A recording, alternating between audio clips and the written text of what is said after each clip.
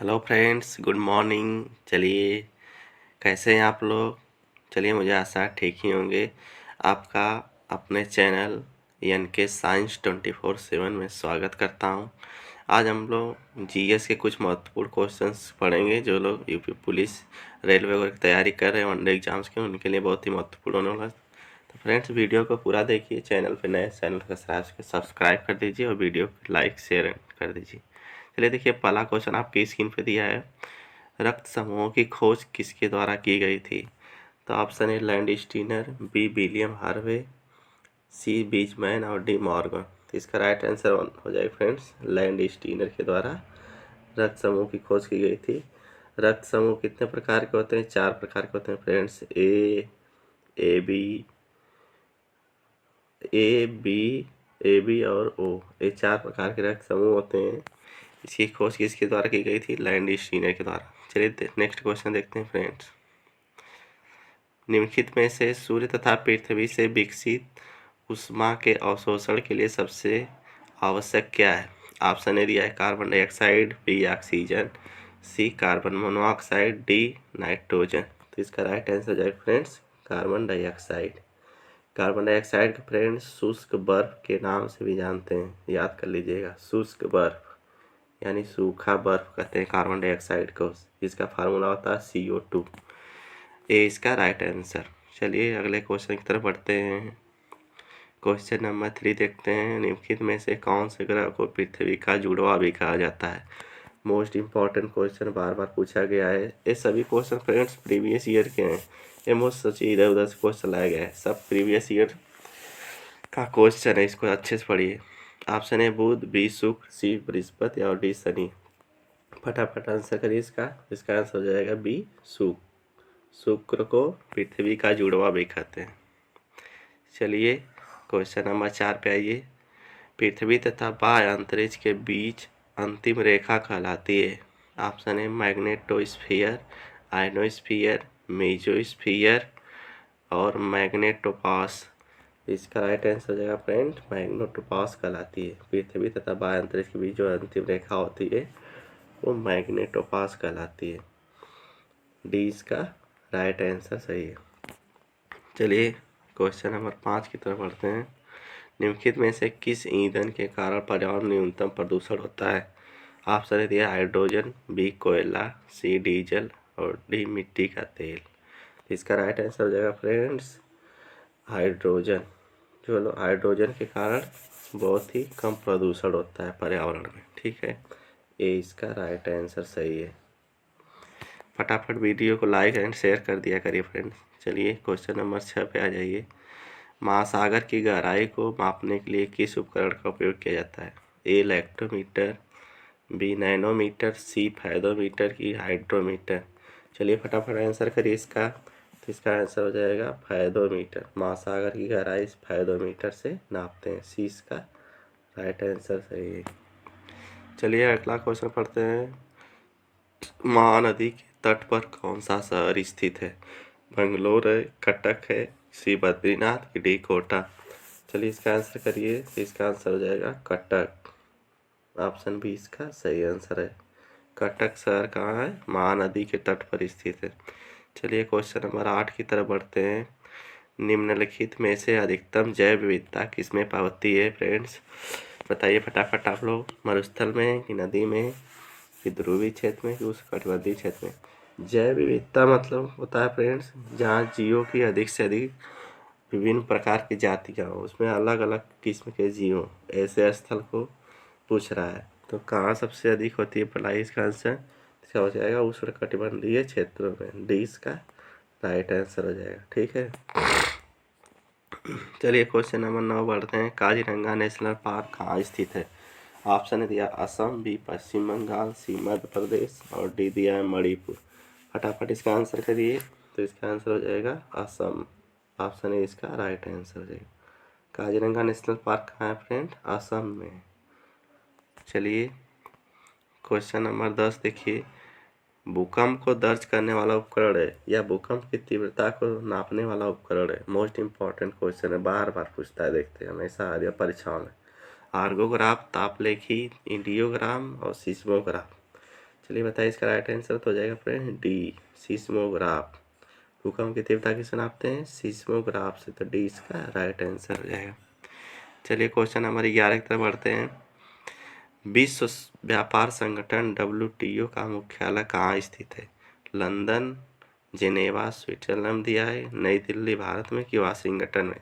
चलिए इसका आंसर करिए। तो यह है फ्रेंड्स जेनेवा में, स्विट्जरलैंड में पड़ता है जो। यहाँ पे विश्व व्यापार संगठन यानी WTO का मुख्यालय स्थित है। 20 का राइट आंसर हो जाएगा। चलिए फ्रेंड्स अगले क्वेश्चन की तरफ बढ़ते हैं। क्वेश्चन नंबर 12, नगदी फसल में सम्मिलित नहीं है, गन्ना है कि कपास है कि गेहूँ है कि तंबाकू है? चलिए इसका आंसर करिए आप लोग। Most important question. तो इसका हो जाएगा गेहूँ, सी ऑप्शन करेक्ट हो जाएगा। नगदी फसल में गेहूँ नहीं है, गन्ना कपास तंबाकू ये सब नगदी फसल है। ठीक है, चलिए अगला क्वेश्चन की तरफ बढ़ते हैं। जनगणना 2011 के अनुसार उत्तर प्रदेश में लिंगानुपात है 912 है कि 898 है कि 876 है कि 882 है? चलिए इसका आंसर करिए फट से। इसका आंसर हो जाएगा 912, ए इसका राइट आंसर सही है।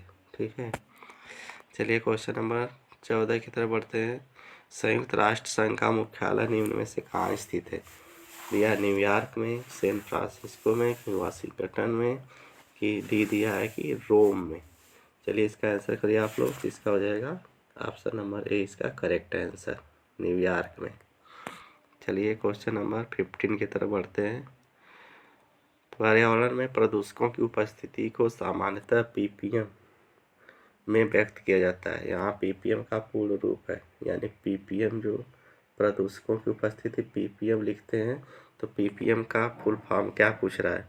पॉल्यूटेंट परसेंट मेजर्स प्योरिटी पर माइक्रोग्राम, पार्ट्स पर मिलियन, पार्टिकल्स पर मोल?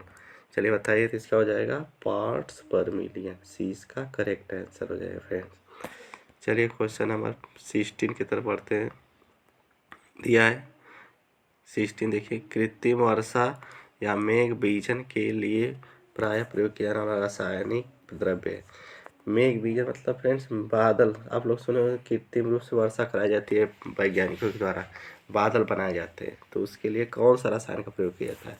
सिल्वर आयोडाइड, सोडियम फ्लोराइड की सूखी बर्फ, उपयुक्त सभी? इसका राइट आंसर हो जाएगा ऑप्शन नंबर 1, सिल्वर आयोडाइड का प्रयोग किया था फ्रेंड्स। इसका फार्मूला था AgI, सिल्वर आयोडाइड। चलिए क्वेश्चन नंबर 17 देखते हैं। दिया है निम्नलिखित में से कौन मानव शरीर का वह आंतरिक अंग है जो अपनी क्षय हुई कोशिकाओं को पुनः विकसित कर सकता है? वेरी वेरी इंपॉर्टेंट क्वेश्चन पूछ रहा है कि कौन सा अंग जो कि डैमेज हो जाता है फिर वह अपने आप सही हो जाता है, मतलब अपनी कोशिकाओं को वह विकसित करने की क्षमता उसमें अधिक होती है। ऑप्शन दिया फेफड़े, बी गुर्दे, सी यकृत, डी मस्तिष्क। 17वां कौन सा सही है? तो यहाँ पे हो जाएगा यकृत फ्रेंड्स। लीवर में यह क्षमता बहुत अधिक होती है। देखते होंगे सुनते होंगे कि उनका लीवर खराब हो गया, लेकिन बाद में क्या हो गया? कवर हो गया। तो लीवर में सबसे ज़्यादा क्षमता होती है इसकी कोशिकाओं में कवर करने की।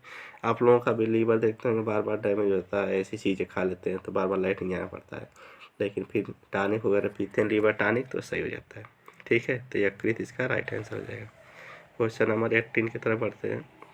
दिया है सांप, कछुआ, छिपकली तथा मगरमच्छ जंतुओं की किस श्रेणी में आते हैं? श्रेणी बताना है। मत्स्य में, सरीसृप में कि जल स्थल चर में कि पक्षी में? तो फ्रेंड्स सांप, कछुआ, छिपकली जो है क्या है? सरीसृप में आते हैं। ठीक है, 20 का राइट आंसर सही हो जाएगा।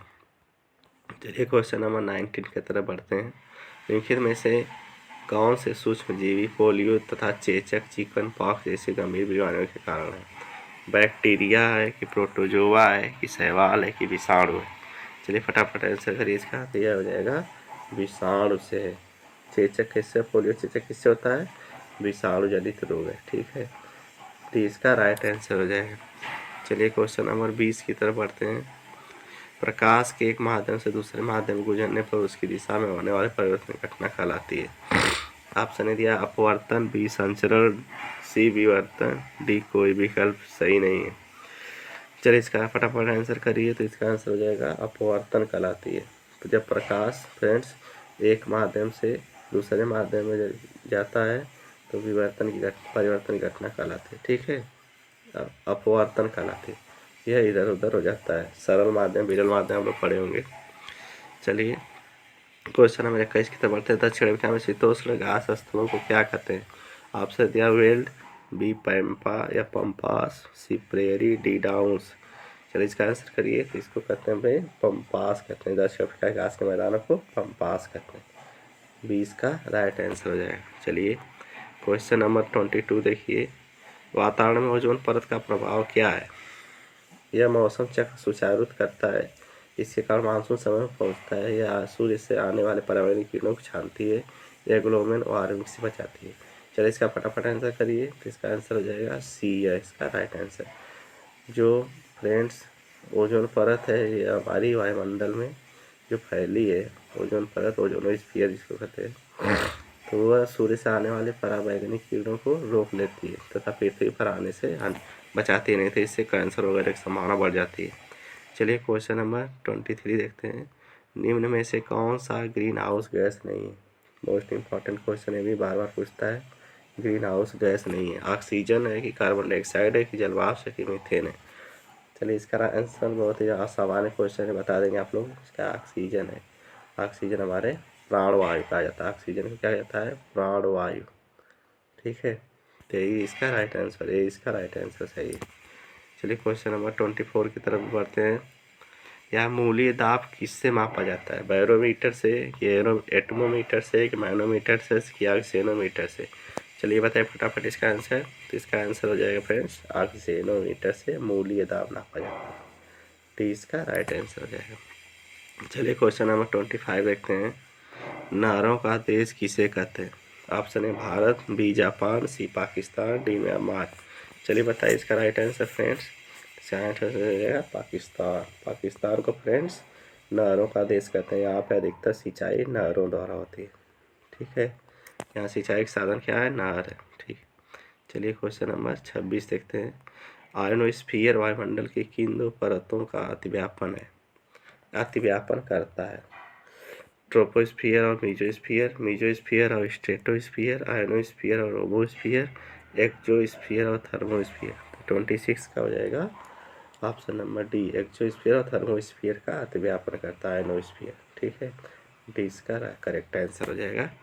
फ्रेंड्स आप लोग सपोर्ट करते रहिए। केंद्रीय प्राणी उद्यान प्राधिकरण कहाँ स्थित है? ऑप्शन ए नई दिल्ली, बी कोलकाता, सी चेन्नई और डी देहरादून। चलिए बताइए केंद्रीय प्राणी उद्यान कहाँ स्थित है? तो इसका राइट आंसर हो जाएगा फ्रेंड्स कोलकाता में स्थित है। ठीक है, केंद्रीय प्राणी उद्यान कोलकाता में स्थित है। बी इसका करेक्ट आंसर हो जाएगा। चलिए क्वेश्चन नंबर 28 की तरफ बढ़ते हैं। 2011 की जनगणना के अनुसार उत्तर प्रदेश राज्य में कितने प्रतिशत सीमांत कृषक हैं? मोस्ट इम्पॉर्टेंट क्वेश्चन है, इस बार आने की संभावना है उत्तर प्रदेश पुलिस के पेपर में। 100% हो सकता है किसान से संबंधित। चलिए बताइए तो 75% की, 74% की, 76% की, 70%? इसका हो जाएगा 74%। कितना परसेंट किसान है फिर? सीमांत किसान है 74%। चलिए 29 देखते हैं। इंडिया गेट का डिजाइन ने तैयार किया था। इंडिया गेट का डिजाइन किसने तैयार किया था friends? Frank Lloyd Wright, sir Edwin Lutyens, Frank Gehry, Zaha Hadid. चलिए इसका राइट आंसर करिए। तो इसका राइट आंसर हो जाएगा इंडिया गेट का डिजाइन सर एडविन लुटियंस ने तैयार किया था फ्रेंड। मोस्ट इंपॉर्टेंट क्वेश्चन लगा लीजिए इसको। चलिए क्वेश्चन नंबर 30 और आज का लास्ट क्वेश्चन है। शहद की मक्खी का बीज कैसा होता है? मोस्ट इम्पॉर्टेंट क्वेश्चन कर सकते हैं। अम्लीय होता है कि क्षारीय होता है कि नमकीन होता है कि प्रोटीन होता है? चलिए बताइए इसका आंसर फ्रेंड्स। तो ये हो जाएगा अम्लीय होता है। इसीलिए शहद की मक्खी जब काट लेती है तो आपको जलन होने लगती है। तो अम्ल का यह गुण होता है कि जब अम्ल हमारे कहीं त्वचा पे पड़ जाता है तो वह क्या करता है? जलन होती है उसमें। ठीक है, बाकी क्षार और नमकीन और प्रोटीन से जलन नहीं होती है। तो इसलिए किसी का विष की बात कही जाए तो वह कैसे होता है? चाहे शहद हो, चाहे चींटी हो, चाहे ततैया हो, छूटा छूटी, किसी का भी जो विष होता है वो कैसा होता है? अम्लीय होता है। इसी कारण त्वचा में जलन होती है। ठीक फ्रेंड्स, आज इसमें यही था। तब तक अगर चैनल पर नए प्लीज़ चैनल को सब्सक्राइब करके सपोर्ट कर दिया करिए आप लोग, और वीडियो को लाइक कर दिया करिए फ्रेंड। इससे हम लोगों को मोटिवेशन मिलता है। तब तक के लिए धन्यवाद। आप लोग अपनी तैयारी करते रहिए, स्वस्थ रहिए, मस्त रहिए। जय हिंद, वंदे मातरम। मिलते हैं नेक्स्ट वीडियो में।